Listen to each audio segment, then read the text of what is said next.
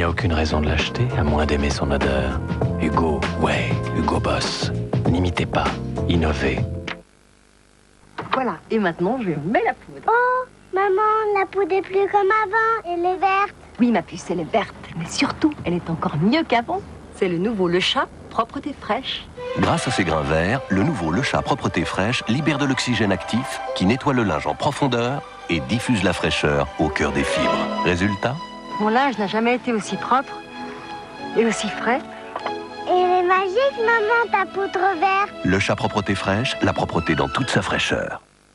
Des cheveux forts, comme ça, c'est Pétrolane. Un cuir chevelu sain. Des cheveux plus forts, plus longtemps. Shampoing fortifiant Pétrolane, le savoir-faire Pétrolane. Quand on vient vous vendre un chauffage pas cher, on ne vous parle pas forcément des factures qui vont suivre. Et franchement, ça n'a pas de sens.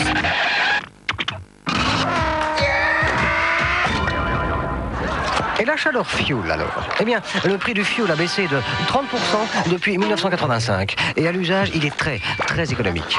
Non, vous verrez, le fuel, c'est le confort du corps et de l'esprit. Chaleur fuel, rien ne vous l'impose, sauf la sagesse. Tant que je suis tout seul, l'expert en go, c'est moi. Dès que Colli pointe le bout de son nez, tout est différent. Et en plus, il a des goûts que je n'imagine même pas. Votre chat a 17 fois plus de récepteurs sensoriels que vous. Et croyez-moi, il sait exactement comment les satisfaire. Il existe 34 recettes Whiskas pour que chaque repas soit un plaisir. Lui, ce qu'il préfère, c'est Whiskas au lapin. Whiskas, préféré des chats et de ceux qui les aiment. La poussière, on a beau frotter, elle revient tout le temps. Attention à la lampe. Mais voici le nouvel Océdar, le dépoussiérant longue durée aux agents isostatiques exclusifs. Il empêche vos meubles d'attirer la poussière pendant plusieurs jours. Nouvel Océdar longue durée. La poussière n'en reviendra pas. Bonjour madame, je m'appelle Xyplon, je viens de la planète Xyplon. Bonjour madame. Mais ça va pas, chérie. Je m'appelle Xyplon, je viens de la planète Xyple. Voudriez-vous échanger contre ma soucoupe volante qui va à la vitesse de la lumière votre nouvelle Peugeot 106, qui par ailleurs, je le sais, a une nouvelle motorisation et qui est plus grande, s'il vous plaît. Ma tête. Et madame, rendez-moi ma tête. Je vous la rendrai ce soir, monsieur Xyplon. Chérie, ma tête, ma tête. Nouvelle Peugeot 106, les hommes ont de nouvelles raisons d'être fous de la voiture de leur femme.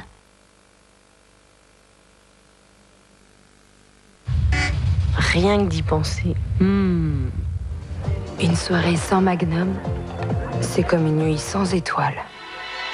Pleurnicher en croquant mon Magnum, j'adore. La première fois, dans le noir total, ça fait bizarre. Doit-on s'interdire les plaisirs de la table?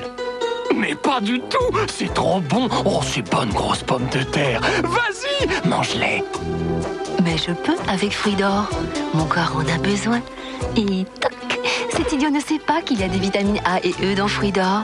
Et maintenant, c'est encore meilleur de se faire du bien avec Fruits d'Or et sa nouvelle saveur si fraîche. Avec Fruits d'Or, il est interdit de tout s'interdire. Sans quitter votre fauteuil, vous allez pouvoir vivre la vie extraordinaire d'un pilote de chasse. Combat dans les airs, des cassettes avec les images des plus belles missions aériennes, des fascicules pour découvrir les appareils et les prouesses dont ils sont capables, des fiches à collectionner sur les avions de légende. Combat dans les airs, le numéro 1 avec une cassette, un fascicule et 8 fiches, 19 francs. Nouvelle saveur, nouvelle barquette. Avec Fruits d'Or, c'est encore meilleur de se faire du bien. Et toc.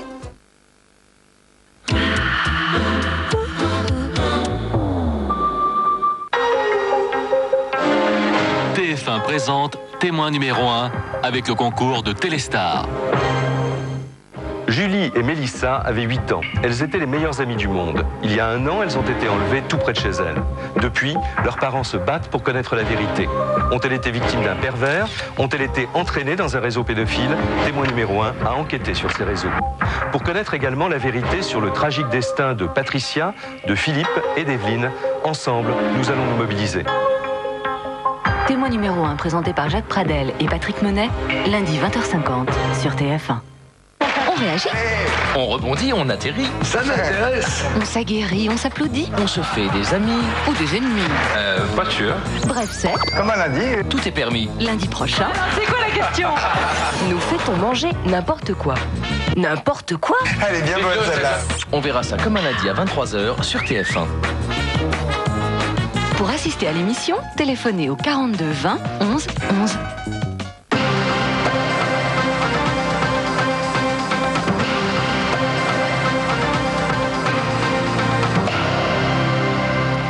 Bonsoir. Plus fort et plus loin, les bombardements israéliens au Liban ont franchi un nouveau palier. L'aviation a étendu ses raids à l'est du pays sous contrôle syrien. Elle a aussi détruit une centrale électrique près de Beyrouth. Pendant ce temps, le sud Liban se vide de ses habitants. Le Hezbollah, lui, continue à riposter. Armelle Delafont. Pour le 4e jour consécutif, Israël a procédé aujourd'hui à de multiples raids aériens en différents points. En début d'après-midi, ce sont 3 villages de l'est du Liban qui ont été visés. Les chasseurs bombardiers israéliens ont notamment détruit le relais d'une radio du Hezbollah dans la plaine de la Beka. Un peu plus tôt, une centrale électrique près de Beyrouth a été détruite par 4 missiles air-sol. L'armée israélienne a donc frappé une fois encore la banlieue de Beyrouth, où se trouvent des positions des armées libanaises et syriennes, ainsi que le palais présidentiel. Autre raid, celui mené ce matin contre Nabatiyeh, un des fiefs du Hezbollah pro-iranien dans le sud du Liban. Le sud du Liban qui se vide peu à peu de sa population. Des milliers de camions et de voitures se dirigent vers le nord, fuyant de nombreux villages ainsi que la ville de Tyr. Au total, 400 000 habitants ont déjà quitté la région. Celle-ci a fait l'objet d'une série de bombardements de l'armée israélienne dans le cadre de l'opération Raisin de la colère. Une caserne de l'armée libanaise dans la ville de Tyr a également été la cible d'un raid. De son côté, le Hezbollah ne désarme pas. Des dizaines de roquettes Katyusha ont ainsi été tirées contre le nord d'Israël, les tirs les plus importants depuis 3 ans. Tir du Hezbollah aussi contre le quartier général de la Finule au sud Liban. Et puis la milice chiite veut montrer sa détermination. Devant les caméras, elle a présenté 70 kamikazes bardés d'explosifs, maquillés de peinture noire, qui ont prêté serment sur le Coran de sacrifier leur vie pour abattre Israël et les États-Unis. Fin de citation. Chacun reste sur ses positions. Israël promet de mettre un terme à ces raids si le Hezbollah cesse ses tirs de roquettes. Quant au Premier ministre libanais Rafik Hariri, qui a rencontré Jacques Chirac ce dimanche soir à Paris, il estime que tant que l'État hébreu occupera une partie du Liban, il n'y aura pas de solution militaire contre le Hezbollah. Nous l'écoutons. La France demande le cessez-le-feu, on demande le cessez-le-feu. Disons, et je répète, ces problèmes-là, on ne peut pas les résoudre par force. Il faut, et si, moi je répète que si Hezbollah présente un problème, comment règle ce problème? Par force? Impossible. Ils ont déjà essayé ça. En 1993, 1982, ils ont essayé avec les Palestiniens. Et depuis 18 ans, Israël essaie cette méthode d'utiliser la force. Et ils sont jamais réussi. Ils vont jamais réussir. Je dis que la solution, c'est une solution politique. Il faut qu'Israël retire de notre territoire et on prend la responsabilité de la sécurité là-bas. Je ne dis pas ça parce que j'ai une tête dure. Non, vraiment, je dis ça parce que je ne trouve pas d'autres solutions. La France annonce qu'elle va apporter une aide humanitaire au Liban. Un avion cargo est déjà arrivé sur place. Quant au ministre des Affaires étrangères, Hervé Tcharet, il entame ce lundi une tournée au Proche-Orient. J'ajoute que Yasser Arafat a condamné l'opération israélienne, susceptible, selon lui, de porter atteinte aux accords de paix. À l'étranger encore et en bref, en Espagne, un otage de l'ETA a été libéré après presque 1 an de captivité. Il s'agit de l'industriel José María Aldaya, montant de la rançon qu'aurait versé sa famille autour de 3 millions de francs. L'ETA qui serait en train de relancer une campagne contre les entreprises locales pour collecter ce qu'on appelle l'impôt révolutionnaire. Libéria, après 24 heures de pause dans la guerre civile, l'ECOMOG, la force ouest-africaine de paix, s'est déployée dans plusieurs points de la capitale, Monrovia, mais la ville continue d'être sillonnée par des pillards ivres et drogués, selon des témoins, adolescents pour la plupart, qui brandissent fusils et grenades. Et puis au Nigeria, des affrontements ethniques entre Peul et Karimjo ont fait 80 morts dans l'est du pays. Le pape en Tunisie, mais c'est à l'Algérie qu'il a adressé ses messages, condamnation de la violence religieuse et appel à la libération des 7 moines trappistes français enlevés il y a 5 semaines. Frédéric Delpech. Jean-Paul II à l'aéroport de Tunis ce matin, accueilli par le président Ben Ali. Une visite officielle d'une journée que le souverain pontife a voulu axer autour d'un encouragement à la tolérance et au dialogue entre chrétiens et musulmans. Jean-Paul II plaide pour un partenariat dans les pays du pourtour méditerranéen afin de travailler pour la paix. À Tunis, Jean-Paul II s'est rendu dans la cathédrale pour y célébrer une messe. Le pays compte quelques 20 000 catholiques. C'est d'abord pour eux que le souverain pontife a effectué cette première visite d'un pape en terre tunisienne. Chers frères et sœurs, je suis très heureux d'être parmi vous pour la première fois. Profitant de ce déplacement au Maghreb, Jean-Paul II a lancé un appel pour la libération des 7 moines trappistes enlevés en Algérie.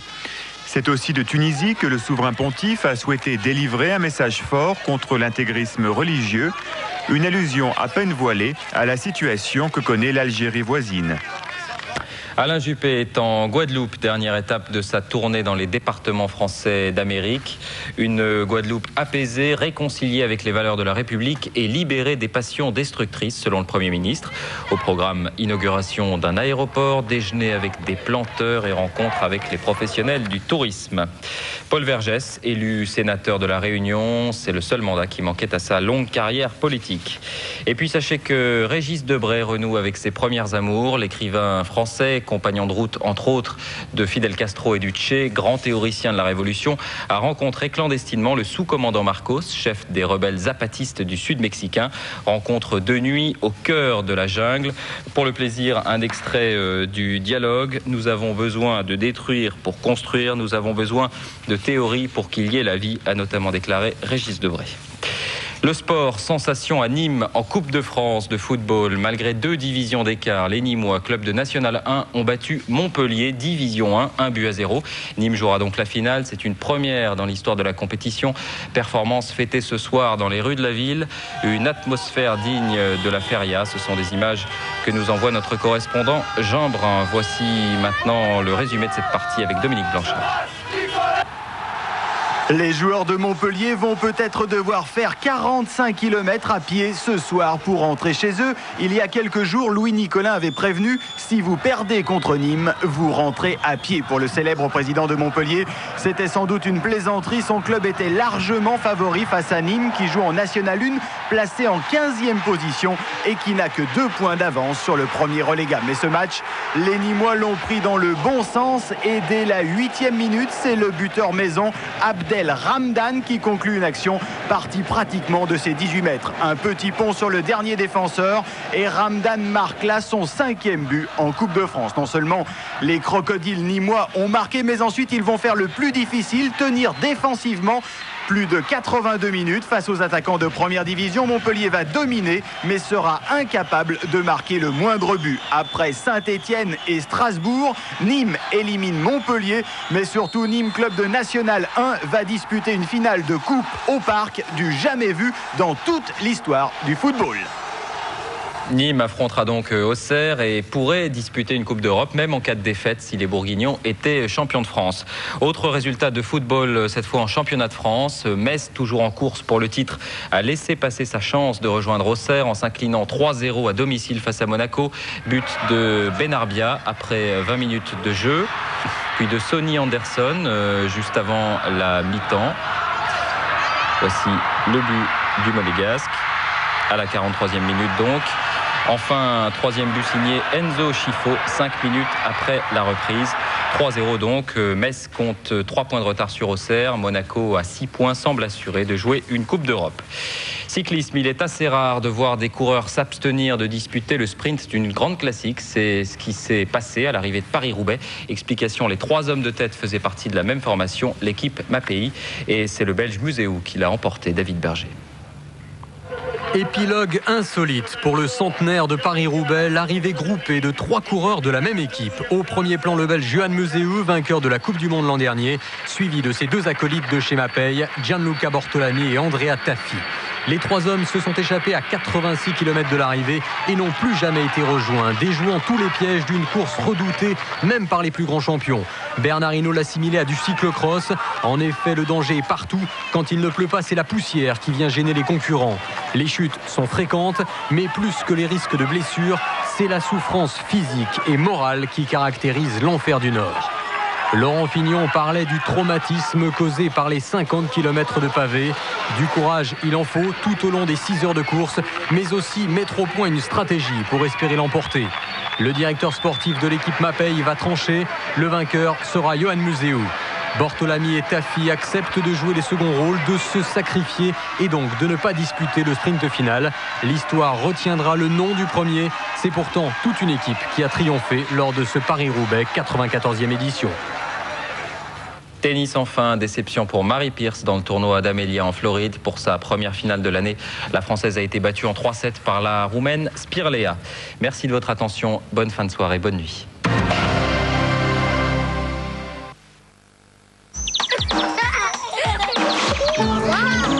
Vive les beaux jours avec les hypermarchés géants.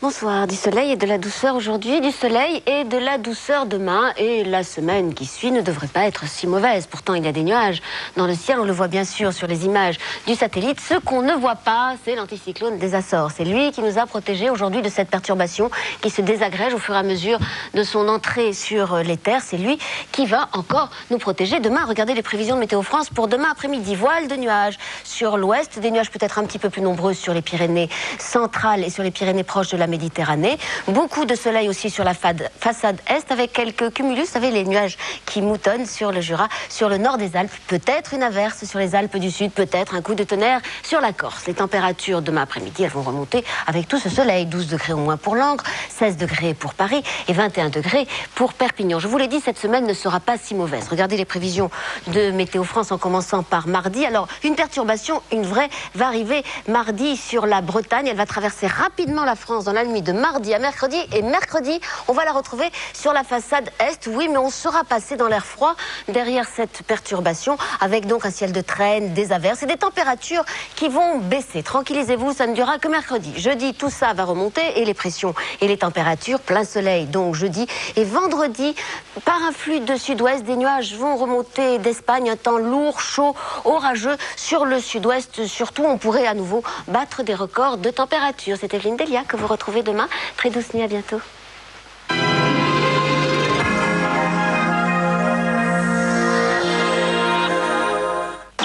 Avec Géant, j'ai envie d'un printemps radieux.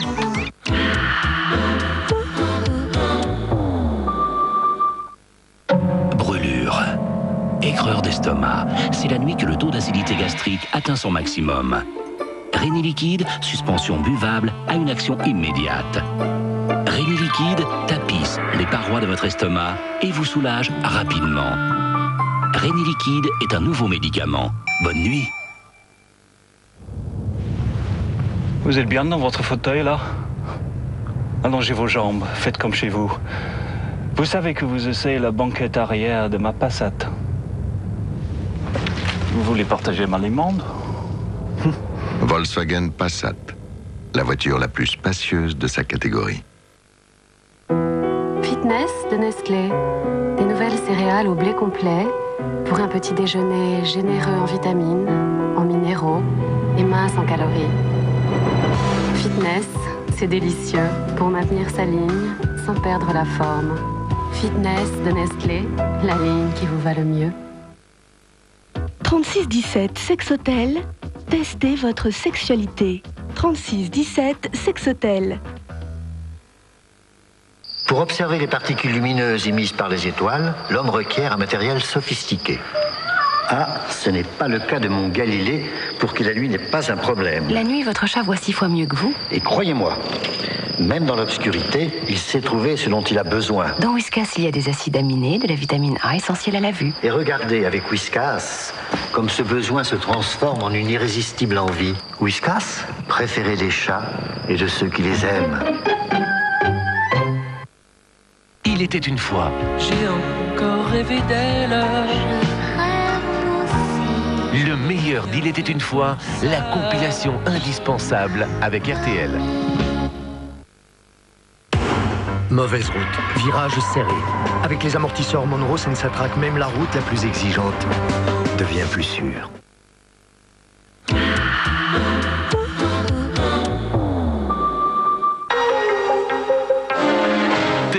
présente Témoin numéro 1 avec le concours de Téléstar. Julie et Mélissa avaient 8 ans. Elles étaient les meilleures amies du monde. Il y a 1 an, elles ont été enlevées tout près de chez elles. Depuis, leurs parents se battent pour connaître la vérité. Ont-elles été victimes d'un pervers? Ont-elles été entraînées dans un réseau pédophile? Témoin numéro 1 a enquêté sur ces réseaux. Pour connaître également la vérité sur le tragique destin de Patricia, de Philippe et d'Evelyne, ensemble, nous allons nous mobiliser. Témoin numéro 1 présenté par Jacques Pradel et Patrick Menet, lundi 20h50 sur TF1.